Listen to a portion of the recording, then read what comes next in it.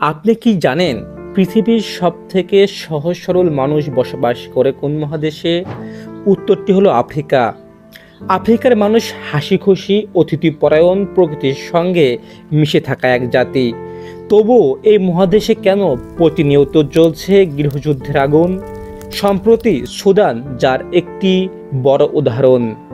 এই সহজ প্রশ্নের উত্তরটা কিন্তু অনেক জটিল। আফ্রিকার বেশিরভাগ সংঘর্ষের শেকড় খুঁজে পাওয়া যায় তার উপনিবেশ আমলে।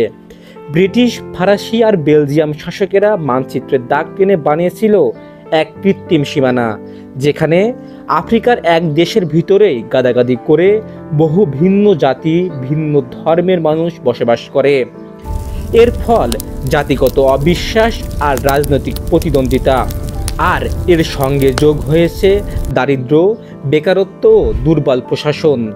ক্ষমতা দখলের লড়াইয়ে সেনাবাহিনী ও বিদ্রোহী গোষ্ঠী একে অপরের বিরুদ্ধে অস্ত্র তুলে রাখে সবসময়। অন্যদিকে তেল, হীরা, সোনার মতো প্রাকৃতিক সম্পদ দখলকে কেন্দ্র করে তৈরি হয় নতুন নতুন যুদ্ধ। অনেক বিদেশি কোম্পানি গোপনে এই সংঘর্ষের অস্ত্র ও অর্থ যোগান দিয়ে যাচ্ছে নিজেদের স্বার্থে।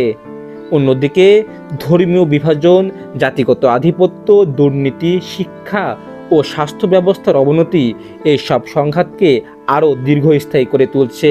আবার কখনো কখনো খরা, খাদ্য সংকট ও জলবায়ু পরিবর্তন মানুষকে একে অপরের বিরুদ্ধে ঠেলে দেয় টিকে থাকার লড়াইয়ে। তবু আফ্রিকার সাধারণ মানুষ চায় শান্তি, চাই তাদের সন্তান যেন স্কুলে যায় যুদ্ধের মাটির পরিবর্তে।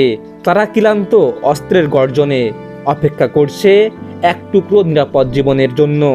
যেদিন এই মহাদেশে ন্যায্য সম্পদ বন্টন, সুশাসন আর শিক্ষার আলো ছড়াবে, সেদিন হয়তো আফ্রিকায় ফিরে আসবে প্রকৃতি রূপে শান্তি ও সম্ভাবনার দেশ হিসাবে। Desk report, voice of tiger.